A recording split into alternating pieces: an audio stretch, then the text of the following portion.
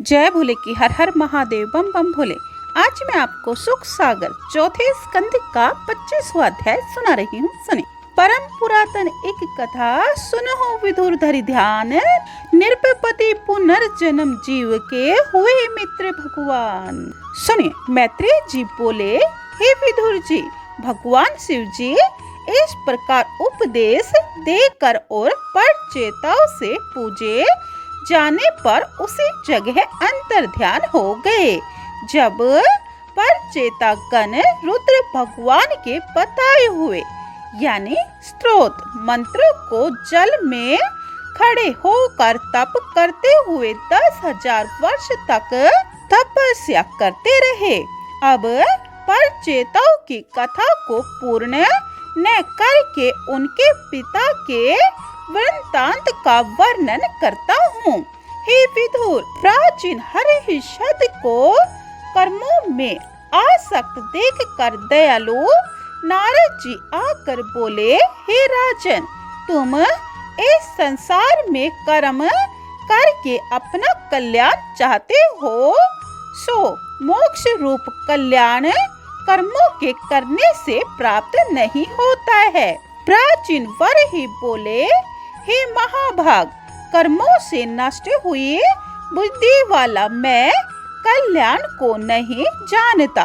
अतः हे मुने, आप ज्ञान का उपदेश करिए। मूर्ख जन संसार मार्गों में घूमता हुआ परम कल्याण को नहीं पहचान पाता।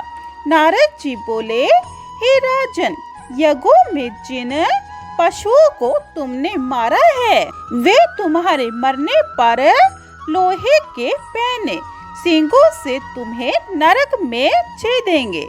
इस पाप के दूर करने के लिए मैं तुम्हें पुनर्जन्म नाम के राजा का चरित्र रूपी एक इतिहास सुनाता हूँ। सुनो। हे राजन, एक कोई पुरजन नाम का राजा था। उसका एक मित्र था जिसका नाम पता किसी को कुछ मालूम न था कि पुरजन जीव है। उसका मित्र ईश्वर है।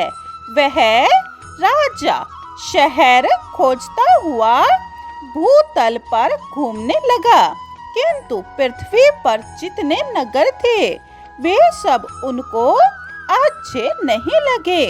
तब फिर एक दिन उसने घूमते घूमते हिमवान के दक्षिणी भाग में 9 द्वारों से युक्त एक नगर को देखा। वह नगर परकोटा बाग आदि तथा सोने चांदी लोहे के शिखर वाले घरों से सुशोभित हो रहा था। नीलमणि, साफ्टिक, वैडूर्य आदि के उन भवनों में फर्श बिछे हुए थे।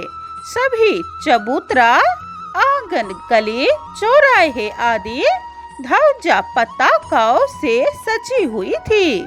उसी नगर के बाहर बगीचा में उसने एक सुंदर स्त्री देखी। उनके 10 नौकर थे। वह स्त्री जवान थी। नगर की रक्षा करने वाला 5 सिर का एक सर्प द्वारपाल था। वह सर्प उस स्त्री के साथ साथ ही रहता था। 16 वर्ष की वह स्त्री ऐसी मालूम पड़ती थी कि मानो अपने लिए पति ढूंढ रही है। वह स्त्री बड़ी सुंदर थी। सुंदर जिनकी नासिका थी, चमकते हुए सुंदर दांत थे, श्रेष्ठ कांति से भरा हुआ मुख था, कानों में कुंडल झूम रहे थे, विशाल जिनका कटी एवं पश्चात भाग था, नूपुर पहने हुए थी, समान और गोल स्तन थे। सकोच के कारण सतनों को वस्त्रों से ढकती हुई अलंकारों की झनझनाहट से उसकी चाल बड़ी मनोहर हो रही थी। इस प्रकार की उस सुंदर स्त्री को देख पुरजन उस पर आसक्त होकर उनसे बोला, हे कमल नयनी, तुम किसकी बेटी हो और कहाँ से आई हो? इस बगीचे को देखकर क्या करना चाहती हो?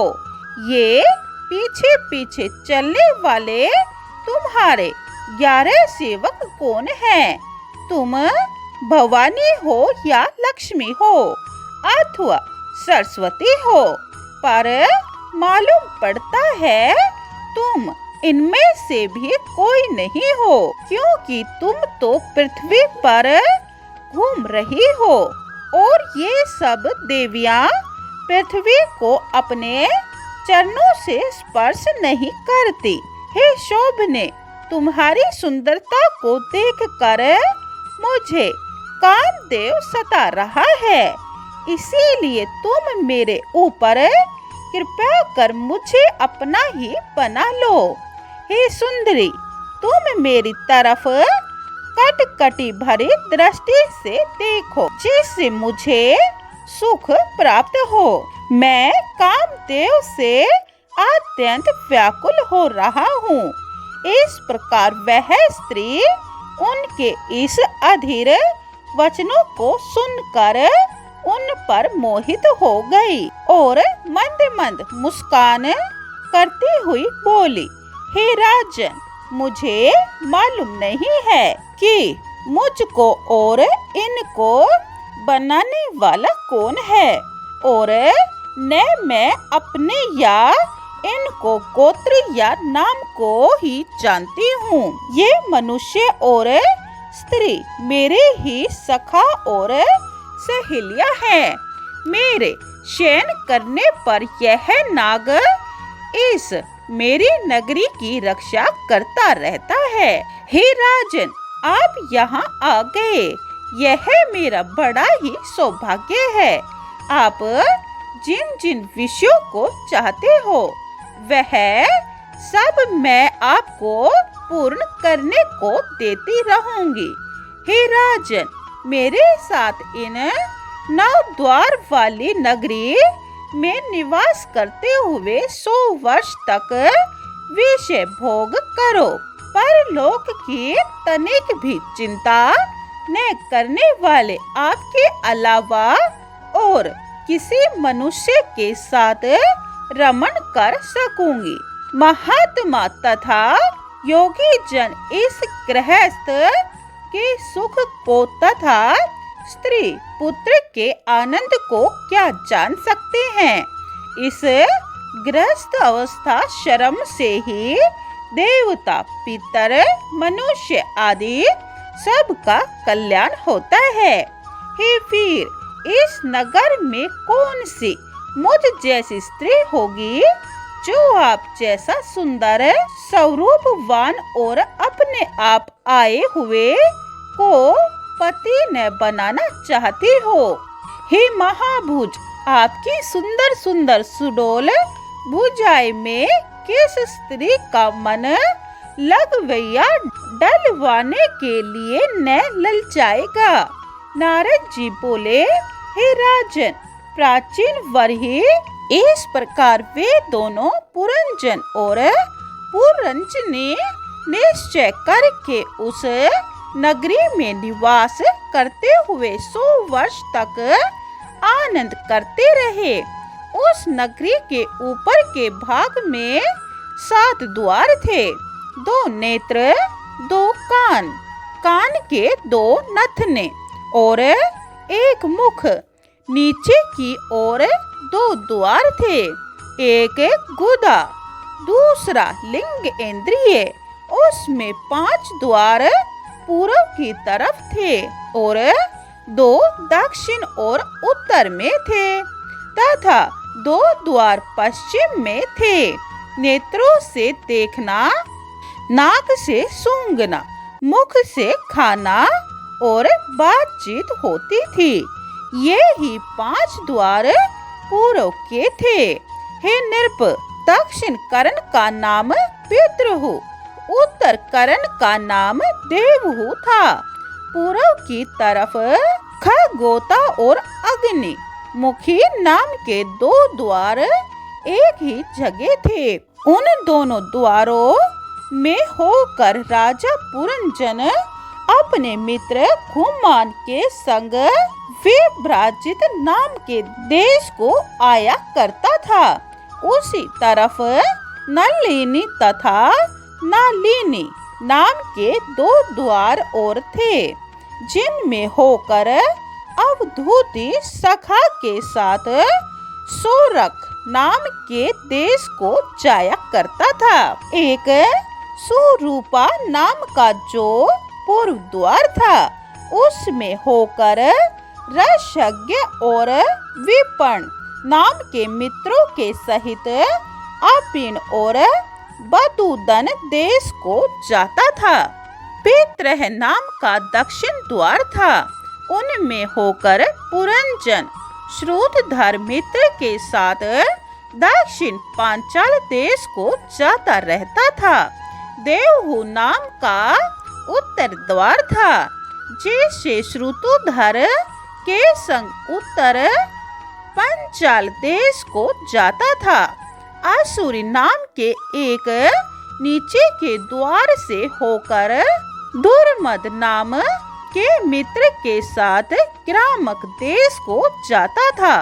दूसरा नीचे का ही पश्चिम द्वार निरशिति नाम का था, उससे होकर लुब्धक मित्र के साथ वैश्यस नाम के देश को जाता था।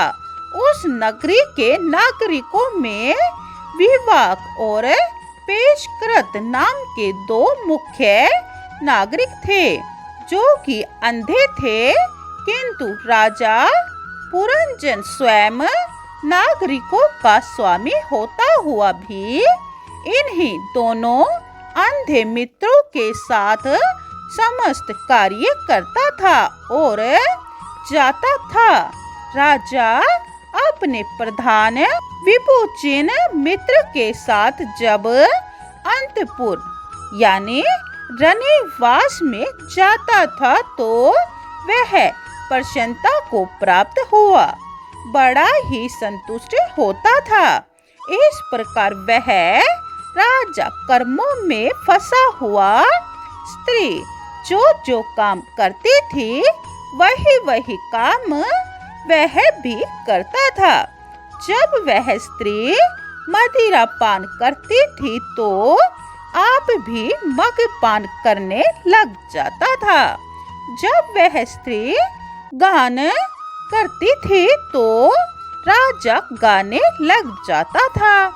जब वह रोती थी तो स्वयं भी उसके साथ रोने लग जाता था। जब वह हंसती थी तो वह भी हंसने लग जाता था। जब वह कहीं को दौड़ने लगती थी तो वह भी उसके साथ दौड़ लगाता था। जब वह खड़ी होती थी तो वह भी खड़ा हो जाता था। जब वह किसी बात को सुनने लगती थी तो उसके साथ स्वयं भी उस बात को सुनने लग जाता था। जब वह किसी की तरफ देखती थी तो वह भी उसी तरफ देखने लग जाता था। जब वह सोच करने लगती थी तो वह भी सोच में पड़ जाता था।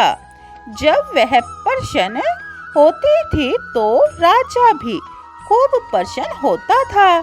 इस तरह वह खेलने के लिए खरीदे हुए पशु की भांति उसी की तरह सब काम काज करता रहता था। 25वां अध्याय समाप्तम। जय भोले की 26वां अध्याय यह आप दूसरी वीडियो में सुने। बोले ओम नमः भगवते वासुदेवाय। जय भोले की हर हर महादेव बम बम भोले। अगर आपको सुख सागर और शिव महापुराण भी सुननी है तो यह चैनल सब्सक्राइब कर ले और कमेंट में जय भोले की लिखे। जय भोले की।